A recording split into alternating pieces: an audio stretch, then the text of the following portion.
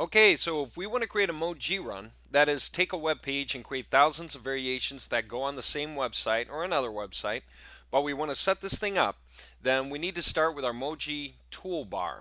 Okay, and that's where we're going to start with this. Now, we need to go ahead and create a project because we're planning on doing that. So you can create a folder, okay, and give it whatever name you want. And you might just decide that you want to keep all your projects in one folder on the desktop because you can move this anywhere. You can put it in your C drive or anything like that. Let's just say MOWG. How's that? I got all these MOWG projects. I'm going to put them in there. And so again, just for organization's sake, if I want, I can subdivide now. Maybe I want to create a folder for self for projects that I do for myself. And then maybe I want to create a new project for clients, work I do for other guys. That way I can keep track of my projects. And then inside there, I might create my first project. So I might give it a name like 1-, meaning first project. And in here is going to be the first project I do, the first thing I want to sell, or the first website I want to work with. And let's just say it's a particular website. I'm going to say MA, short for MOWG-affiliate.com. And that way I just know what that is. And so I'm going to create my project in here for something I want to sell. And just to use this first example, we're going to do several actually. We're going to say that this is the website right here, MOWG-affiliate.com. So this is a web page, and there's some other web pages on the site, contact us, whatever, somewhere. But I want not just 1 or 2 or 3 or 5 pages on the site, I want literally thousands. I want Google to take this website seriously, and so I need to create a lot of pages for it. Now, what I do with SEO and optimizing page title tags and everything else is strategy stuff that has everything to do with the importance of all these pages, which we'll discuss as we go. But right now we need to understand the mechanics. Functionally, how do we do the job first? Then how do we tweak in the SEO? So we're going to go in that order so you can understand how to operate the tools. So here's what I know. This is the website and I want to do my project on it. So how do I do it? Well, inside my folder, I'm in my 1-MA folder now, where I'm going to create this project. All I need to do is create an Excel worksheet, just like that. I don't even need to give it a new name, just like that. And I can open it.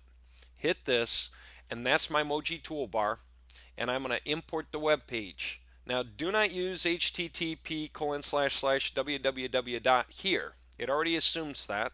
So just put MOWG-affiliate.com. Okay? Boom.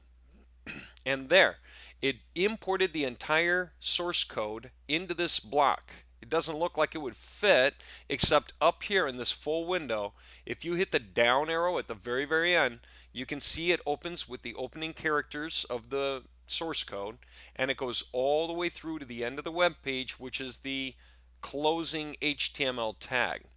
Now, for very large web pages, it won't be able to fit everything into one block. So it'll put the rest of the coding here, the rest of the coding there. It'll all add up to the whole web page. Okay, that's on very large web pages.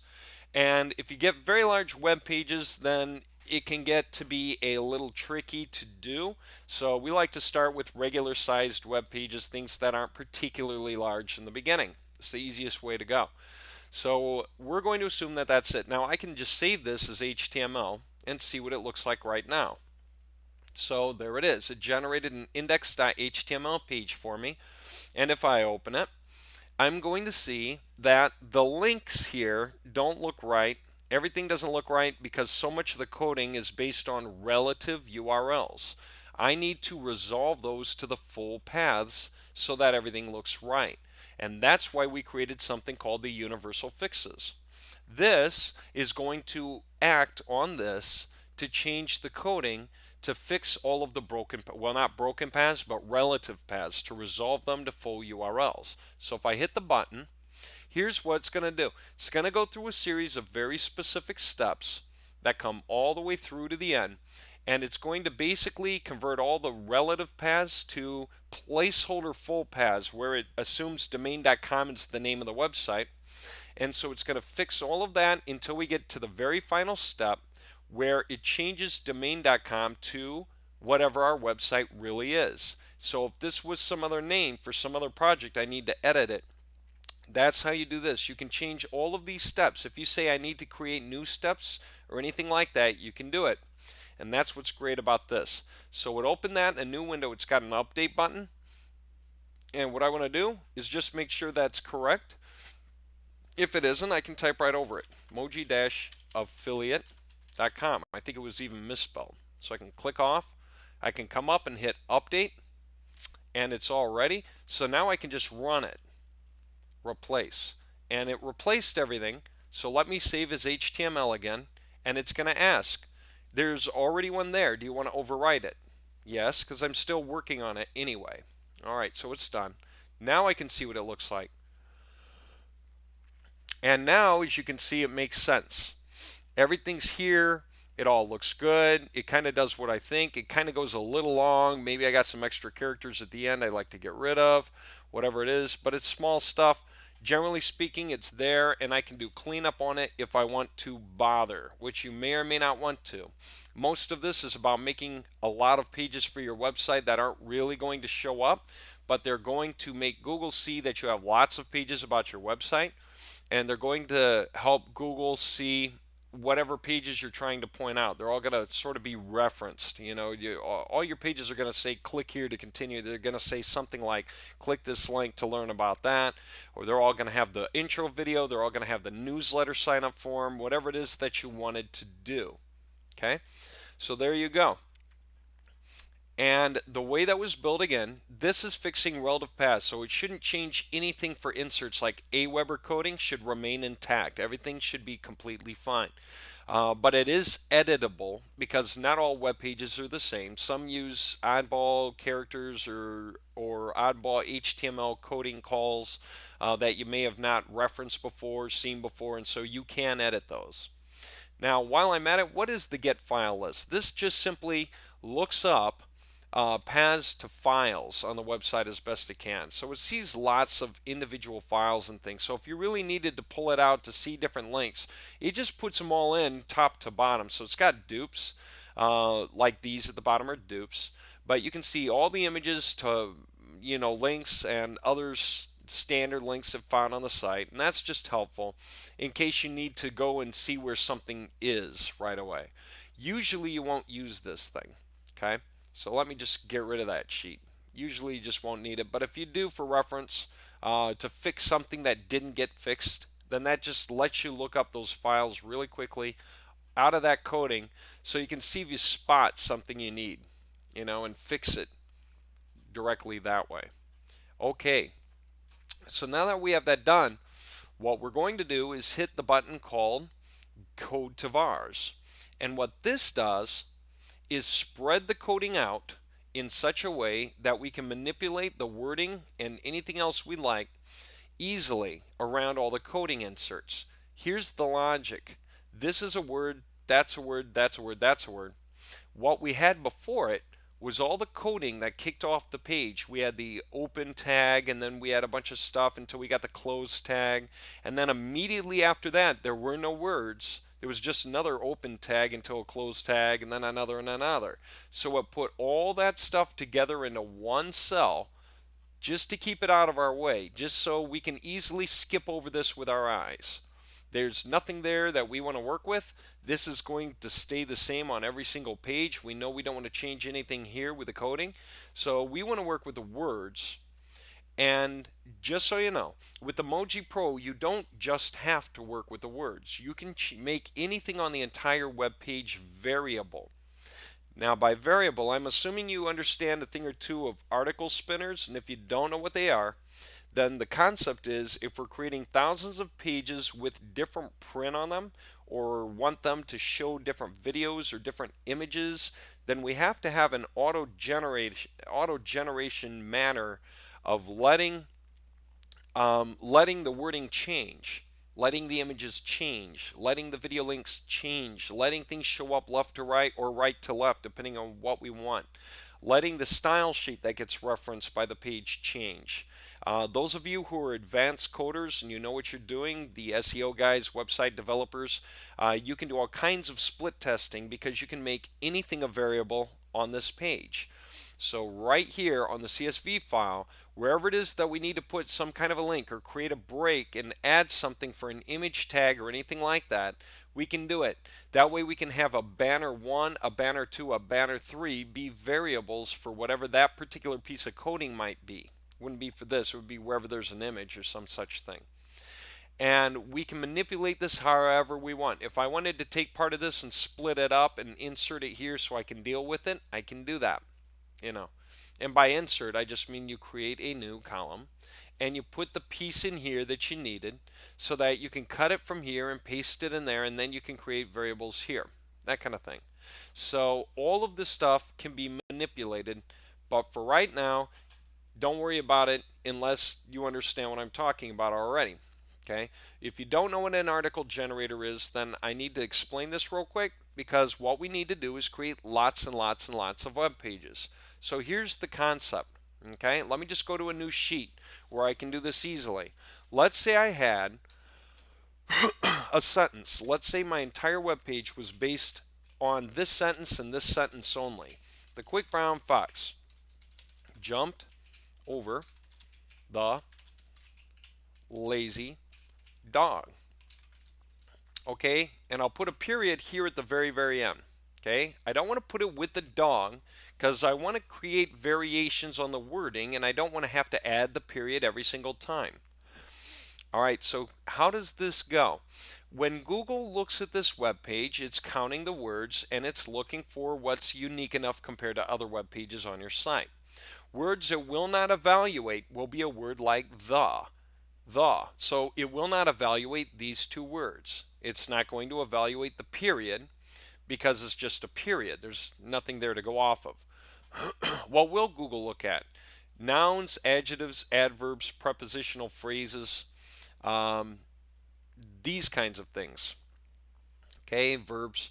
Or I'm sorry, not the word the, but lazy and dog. So what do we have? We have quick brown foxes, 3 words, jumped over lazy dog. That would be 4.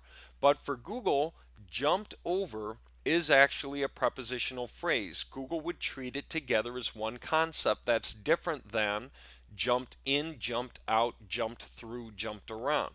So for Google, jumped over may as well be one keyword or one word on the page, you could say. Okay, so when we want to create lots of pages, we're thinking this way. What is our quick brown fox anyway? It could be a Canon digital camera, it could be automated Forex software, anything like that. Jumped over could be something like a megapixel rating, or it could be a certain feature like 2 pips a day on the automated Forex software. And the lazy dog could be some kind of an accessory or special bonus or anything that comes with. So when people are typing different things into Google, they'll think to type something like quick brown fox in. They'll think to type in something like jumped over or something like lazy dog or combinations from any of that wording really. And so when we're thinking what they could type, it could be any combination of things because people are not the same. I might type in quick brown fox, but it doesn't mean that everyone that's looking for something like this would think to type the same thing in. And we know that very easily with something like automated Forex software. Whoops, let me spell that right. Forex software. I got questions about how many variations can you think of for the word automated. How about somebody typing that in? The page could come up if the page is about that. But what if your page says something else? Then it might not come up. At least it might not come up on the front page. What if somebody didn't type automated? What if they typed automatic? You get it? What if they didn't type Forex? They were being trendy and typed something like this. What if they didn't type software? What if they typed program? Okay, so there are combinations here. They could type automatic Forex software or automatic Forex program or automated Forex software or automated Forex software or automated Forex program. Now what else could be involved? We could have hands-free with or without a dash. For Google, a dash is the same as a space. So frankly, we could also have hands-free hands-free is one word if somebody might type that in.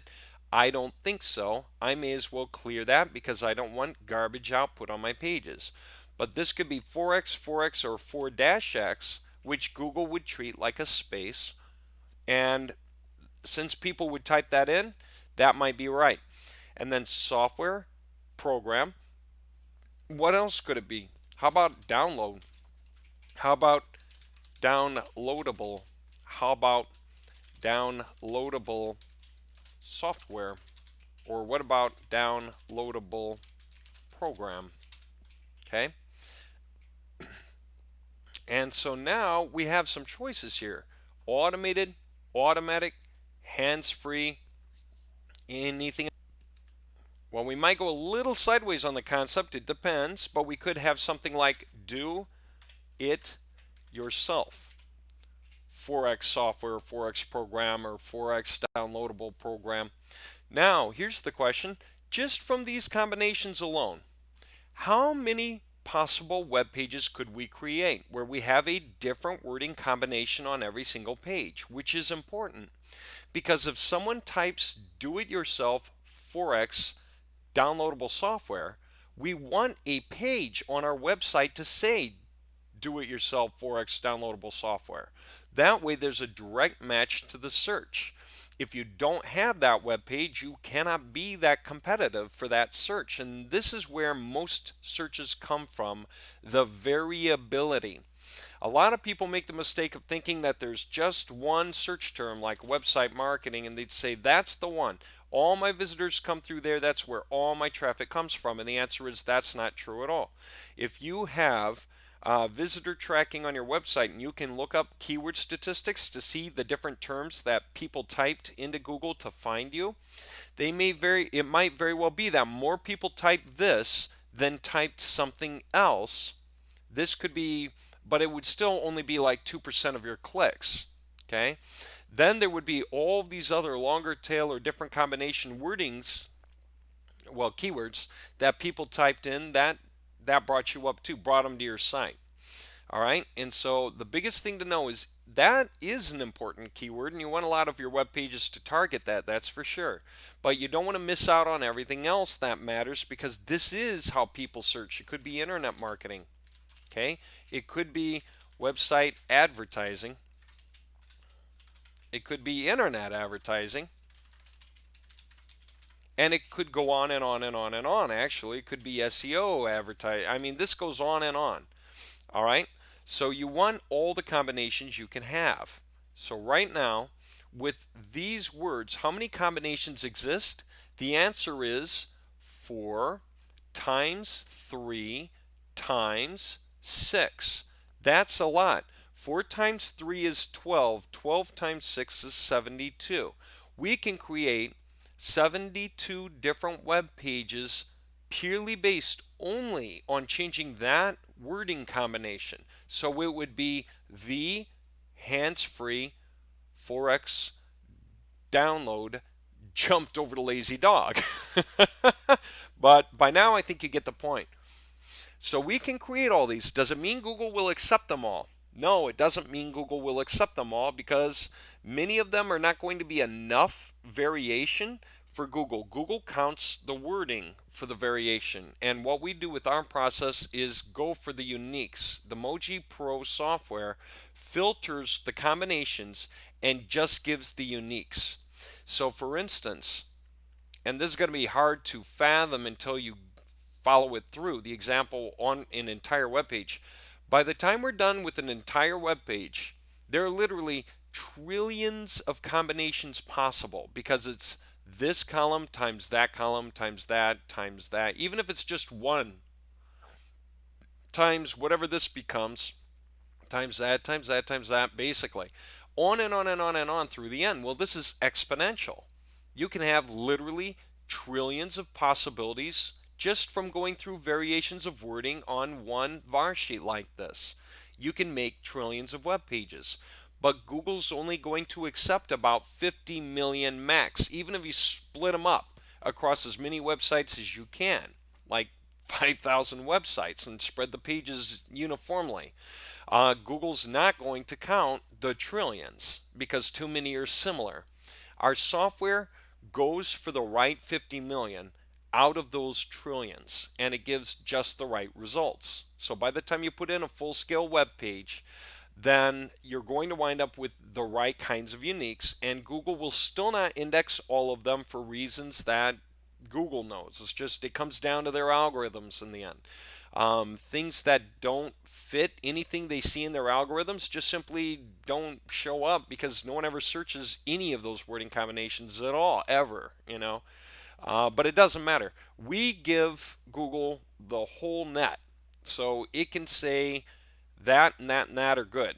And so we just give it all to Google and let Google sort through it and say what's good. But we don't give them the trillions. We give them as many uniques at a time as we want. 1,000, 5,000, 10,000. Some of us are testing numbers like you wouldn't believe, like 240,000 pages at once. And we've actually watched Google go through and index 150,000 and then pull back the majority of them over the next few days and knock it back down to like 16,000. And then over the course of the next, say, month or two, it'll increase back up to around 50,000 or so. We've seen that kind of activity, and all of it happening without our website getting banned or anything. Okay? It's just the way Google is. But we create white hat productions. When we're testing, you could say gray hat, but we avoid black hat web page generation. We just don't like the idea at all. All right, coming back to this example real fast.